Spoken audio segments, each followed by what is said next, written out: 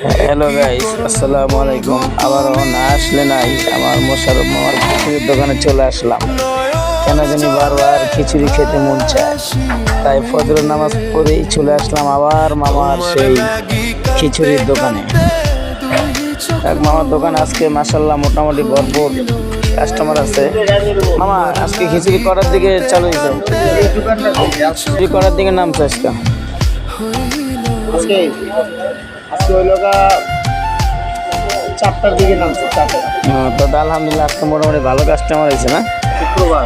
যাক, আজকে গরু টুর আয়োজন হয়েছে নি? ডিম আর ভর্তা, বাংলার ঐতিহ্য ডিম আর ভর্তা। বাংলার হচ্ছে পেঁয়াজের ভর্তা, লেবু। এটা কি ভর্তা মামা? ভালো হিনা ভর্তার ভর্তা, চিংড়ি মাছের ভর্তা আর কি দেশি ডিম না ফার্মের? ভাজা ডিম মাত্র 50 টাকা। মাত্র 50 টাকা। যাক, চলে আসলো আবারও মামার দোকানে মোটামুটি কাস্টমার আছে। থেকে একটু